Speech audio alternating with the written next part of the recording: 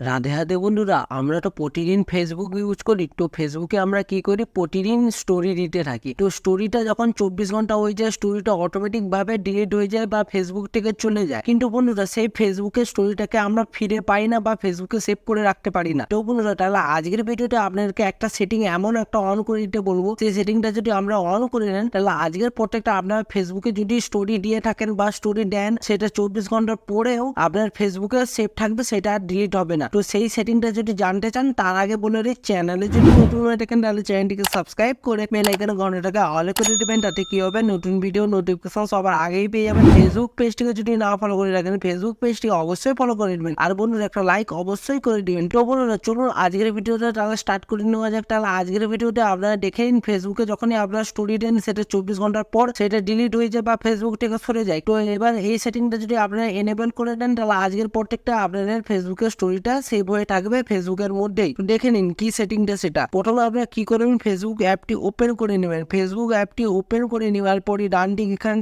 তিনটা যে দাগ আছে বা আপনাদের প্রোফাইল লোগো আছে, এখানে টাচ করে দেবেন। টাচ করে দেওয়ার পরই কি করবেন, সেটিংস অ্যান্ড প্রাইভেসি এখানে টাচ করে দেবেন। টাচ করে দেওয়ার পর সেটিংসে আসবেন। সেটিংসে আসার পরই স্ক্রল ডাউন করে নিচের দিকে নেমে আসবেন। স্ক্রল ডাউন করে নিচের দিকে নেমে আসলে দেখতে পাবেন স্টোরিজ, এখানে টাচ করে দেবেন। টাচ করে দেওয়ার পরই দেখবেন 3 নম্বরে দেখতে পাবেন স্টোরি অ্যাচিভ, এখানে টাচ করে দেবেন। টাচ করে দেওয়ার পরই প্রথমেই কি দেওয়া আছে, save stories to archive, turn on archive to save your stories automatic after they disappear, only you can see your story archive. মানে এটা বোঝাতে যাচ্ছে, আপনি যদি এই সেটিংটাকে একবার এনেবল করে দেন, তাহলে আপনাদের স্টোরিগুলো সেভ হয়ে যাবে অটোমেটিক ভাবে, যখনই সেটা 24 ঘন্টার পর ফেসবুক থেকে সরে যাবে। কিন্তু এটা শুধু আপনি দেখতে পাবেন। তো এবার আপনাদেরকে আমি একটা ছোট্ট কথা বলে দিচ্ছি, এই যে স্টোরিটা আপনার ফেসবুকে সেভ হয়ে যাবে, তো অটোমেটিক ভাবে আপনারা চাইলে ওই স্টোরিটাকে আবারও রিপিট করে মানে ফেসবুকে ওই স্টোরিটা আবারও দিতে পারবেন। তো আমাদের কি কর্তব্য, এবার এখানে কি করণীয়, সেভ টু অ্যাচিভ, এখানে ডান দিকে এই সেটিংটাকে অন করে দিবেন। অন করে নেওয়ার পরে তাহলে আজকের পর থেকে আপনারা যখনই ফেসবুকে স্টোরি দিবেন, সেটা 24 ঘন্টা পরও আপনাদের ফেসবুকে অ্যাচিভ হয়ে মানে এটা ফেসবুকের মধ্যে সেভ হয়ে থাকবে। আর ভবিষ্যতে আপনারা ওই স্টোরিটাকে আবারও দিতে পারবেন বা রিপিট করে